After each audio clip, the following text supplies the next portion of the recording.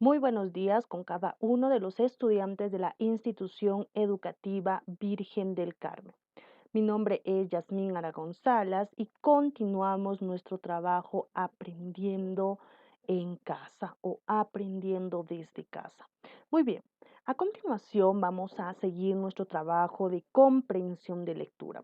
Como ya lo hemos venido estudiando en la semana anterior, es muy importante este balotario de comprensión de lectura, ya que nos ayuda a evaluarnos en los tres niveles de comprensión.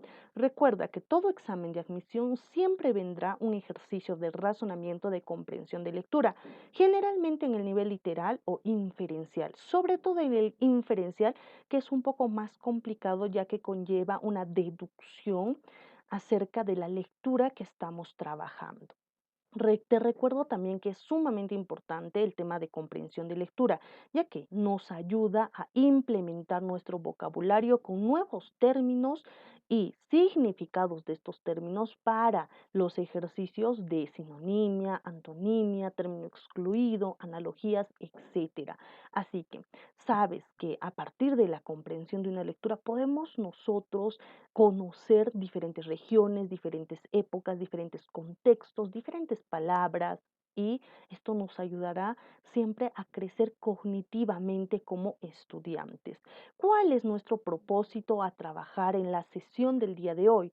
Va a ser aprender y practicar ejercicios de comprensión de lectura.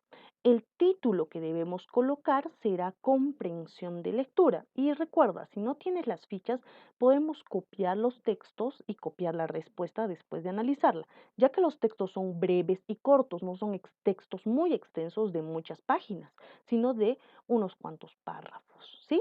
Bien, para continuar nuestra sesión del día de hoy, es importante que trabajemos como siempre nuestro vocabulario.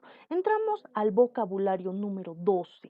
¿Sí? Al vocabulario número 12. Es de suma importancia que estudies constantemente, aunque sea quizás algo fastidioso repetirte siempre lo mismo, te ayudará a crecer cognitivamente, tu léxico aumentará y podrás utilizar nuevas palabras en diferentes contextos. Recuerda que el maestro no se hace de la noche a la mañana, el mejor se forja siempre con la práctica y la dedicación.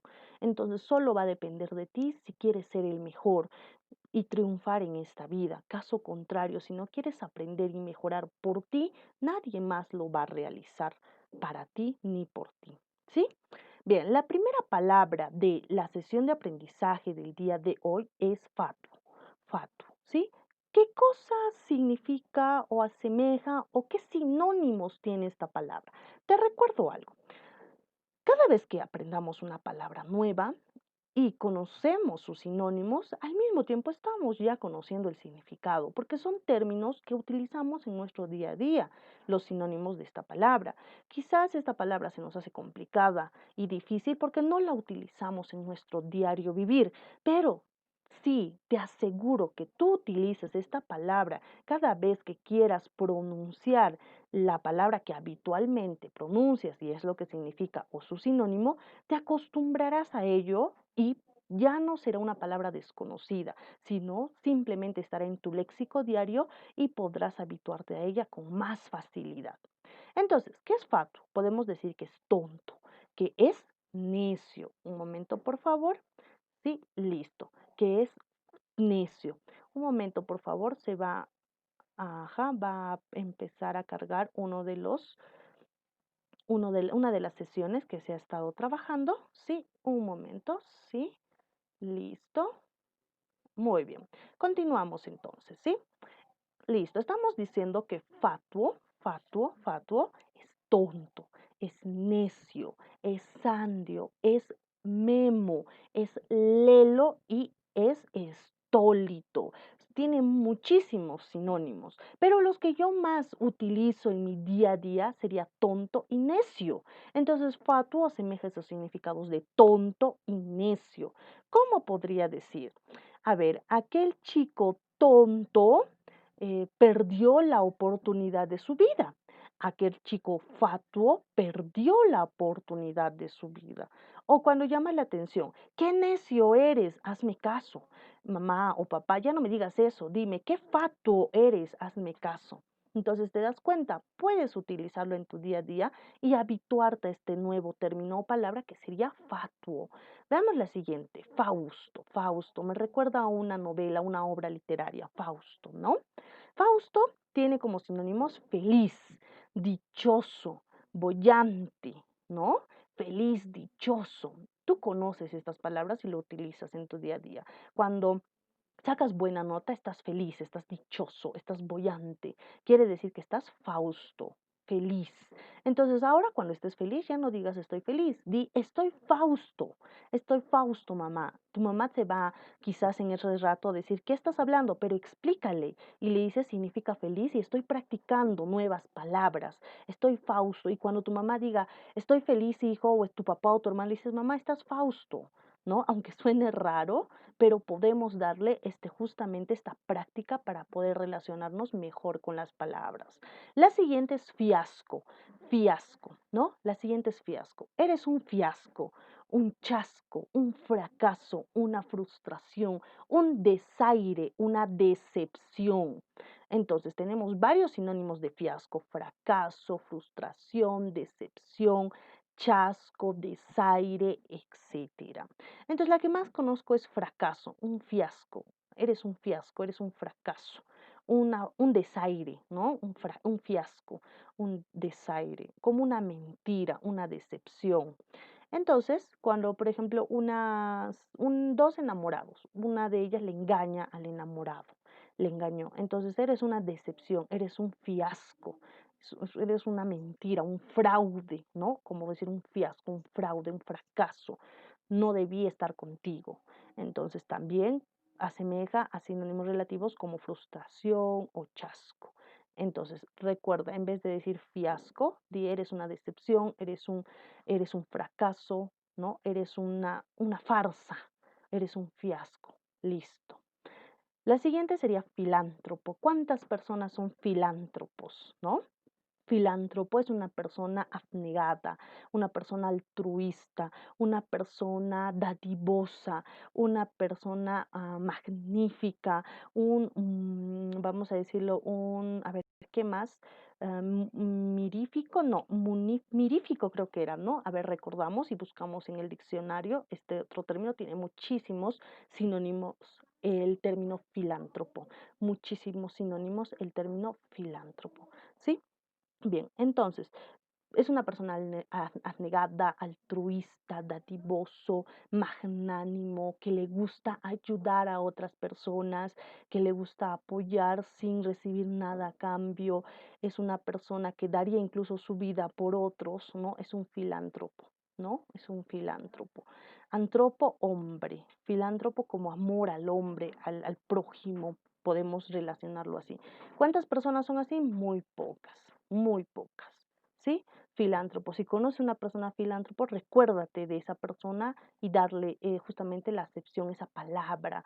Esa persona que conozco era un filántropo, le gustaba ayudar, era abnegado, era altruista, era desprendido, le gustaba apoyar y no, y sin recibir nada a cambio. Y la siguiente es frenesí. La siguiente palabra sería frenesí. Listo. Si la siguiente palabra es frenesí, son las personas que realizan acciones vehementes, con mucho ímpetu. También vamos a decir mucha valentía, mucha valentía. Las personas que tienen mucho frenesí son muy valientes, son muy vehementes, tienen mucho ímpetu para realizar las cosas. O sea que no lo piensan dos veces, ¿no? Se arriesgan. Esas son las personas con mucho frenesí. Entonces, si son valientes, por ejemplo, cuando alguien está enamorado de otra persona y nunca se atreve a decirle lo que siente, entonces esta persona oculta sus sentimientos. Pero una persona con frenesí, con vehemencia, con valentía, va y se atreve sin pensarlo dos veces, ¿sí? A eso se refiere. Muy bien, ese sería el vocabulario referente a la sesión del día de hoy. Vamos entonces a analizar de los 10 textos que se han mandado para la semana, vamos a analizar 2 textos, ¿sí? Se han mandado 10 textos para trabajar, vamos a analizar 2 textos, ¿sí? Muy bien, vamos a analizar 2 textos. Un poquito más pequeña la cámara, muy bien. Bien, vamos a analizar 2 textos, los 2 primeros textos. El primer texto dice, Laín Estralgo, exdirector de la Real Academia. Cuando habla de esto se refiere a la Real Academia de la Lengua Española. Señalaba en ese entonces, cuando era director, el neologismo es ineludible, pero se debe tener en cuenta la necesidad, la educación y el buen linaje, o lo que es lo mismo, las raíces del griego, el latín y el buen castellano.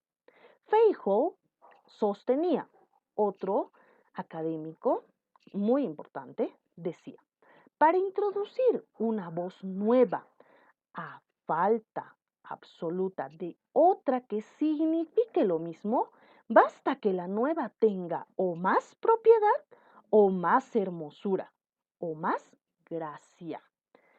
Esto lo plantea o lo redacta Ortega Wenceslao, redacción y composición. Este pequeño fragmento de un texto, un párrafo, ¿no? Nos está explicando algo breve, algo muy sencillo, breve, de forma breve, un tema muy interesante, muy interesante. Nos está hablando de los neologismos. ¿Y qué cosas son los neologismos? Neo, tú sabes, en etimología es nuevo. Logos, estudio, podemos decir las nuevas palabras que aparecen, ¿no? ¿No? Logismos, claro, palabras, relaciones, términos, significados, significantes, etcétera, pero nuevas palabras.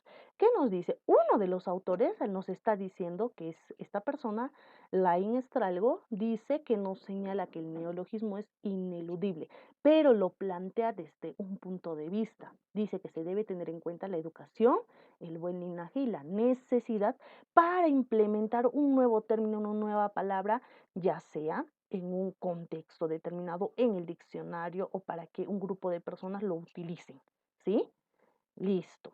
Dice que también las raíces del griego y del latín y en un buen castellano. Pero por otro lado, este otro personaje, Feijóo, sostiene que para introducir esta nueva palabra, este nuevo neologismo, ¿no? La nueva voz, ¿no? Dice, esto necesita, no solo basta que tenga una propiedad, ya sea hermosa o de gracia, sino que tiene, ¿qué cosa?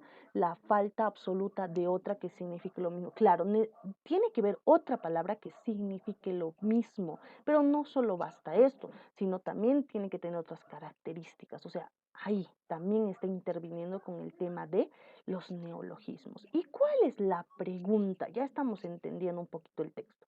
Nos dice, tanto Laín Estralgo como Feijóo se pronuncian sobre qué, sobre el neologismo, sobre qué cosa debe de tener para ser introducida en un léxico, en un contexto.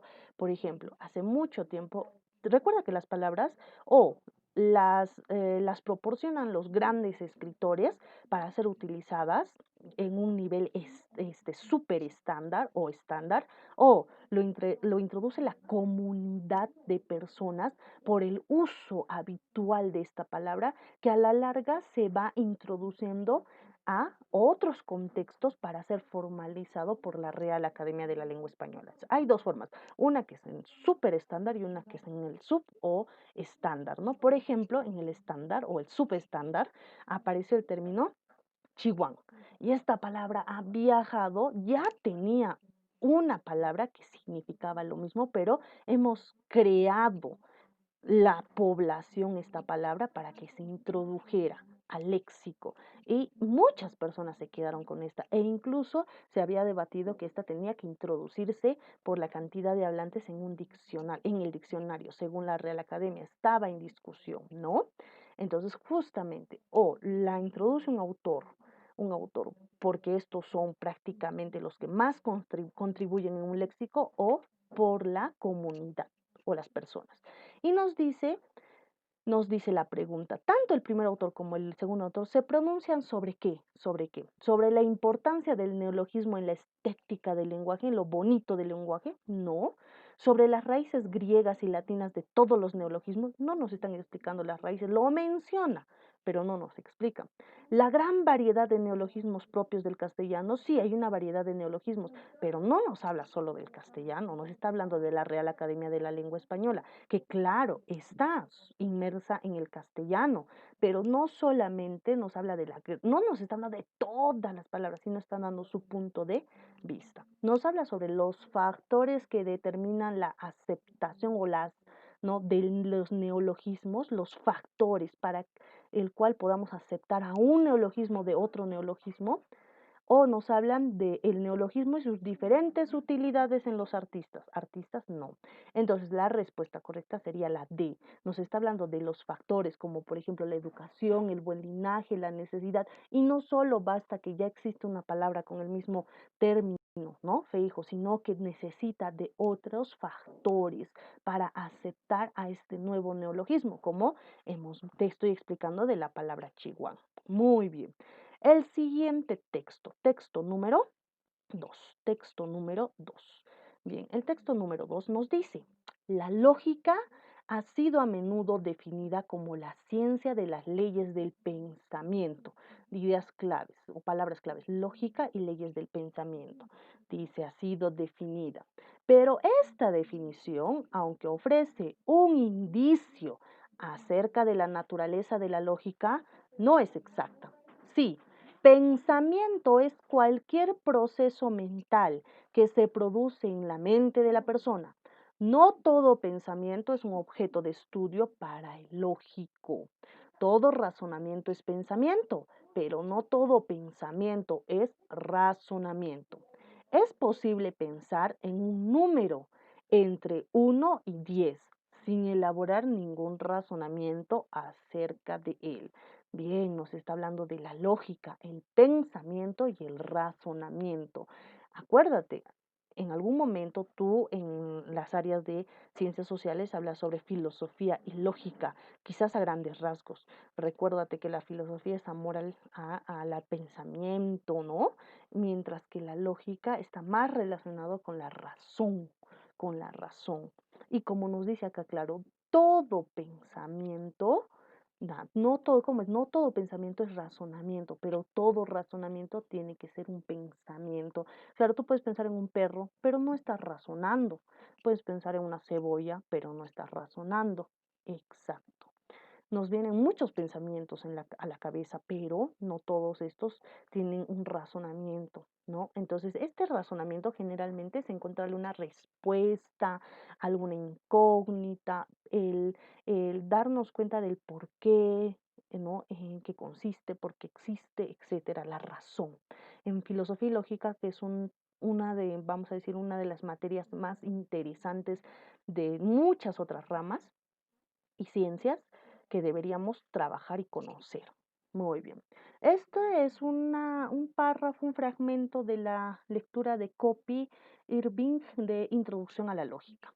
Veamos, la pregunta es, el mejor resumen del texto es, ¿cuál es el mejor resumen? La definición de la lógica parte del esclarecimiento de los procesos mentales como pensamiento y razonamiento, pero los procesos mentales, dice, la ciencia de las leyes del pensamiento, no nos está hablando de procesos mentales, no nos está hablando. Si hablaremos de procesos mentales, ya de repente nos vamos a referir más a la psicología y no a la lógica. Y acá incluso el mismo nos está diciendo que es introducción a la lógica y al inicio nos habla sobre la lógica. Ha sido a menudo definida, antes definida, y casi siempre nos confundimos como las leyes del pensamiento. Está relacionado, pero más relación tiene con el razonamiento. ¿Qué más nos dice? Las leyes generales del pensamiento no se pueden comparar a las leyes particulares del razonamiento humano. Ese sería el mejor resumen del texto. De eso está hablando, que no se pueden comparar, pero unas se necesitan de la otra. Aunque no funcionen viceversa, siempre va en una dirección. Luego nos dice, la lógica no puede ser definida tomando como referencia las leyes del pensamiento y el razonamiento. Ya, es eliminada automáticamente, porque dice no puede ser, ¿no? No puede ser. En negación, eliminada. La definición de la lógica debe considerar el concepto de razonamiento, ya que es más preciso que la del pensamiento. Miento, te está pidiendo resumen. Esa podría ser. Veamos la última. ¿El pensamiento posee una carga de significado mucho más amplia que el razonamiento? No, en la primera parte te está diciendo que necesitamos creer y pensar más en el razonamiento que en el pensamiento en sí mismo para entender a la lógica. Entonces nuestra respuesta vuelve a ser la D. La definición de la lógica debe considerar concepto de razonamiento, ya que es más preciso. No significa que elimine al pensamiento, sino es un poco más preciso que el pensamiento. Muy bien, esos serían los dos textos a analizar en la sesión del día de hoy. Acuérdate, tienes que siempre leer. Puedes leer hasta 2 veces. Entiende por partes. Guíate de los signos de puntuación. Y si lees en voz silenciosa, imagínate. Utiliza la imaginación. ¿Sí? Es la mejor estrategia. Vamos, ahora es tu turno de trabajar. Hoy día aprendimos acerca de comprensión de lectura y nuestro vocabulario. Lo hemos aprendido a través de 2 ejercicios y lo pondremos en práctica en nuestra ficha de trabajo. De esta forma yo me despido hasta la siguiente sesión de aprendizaje.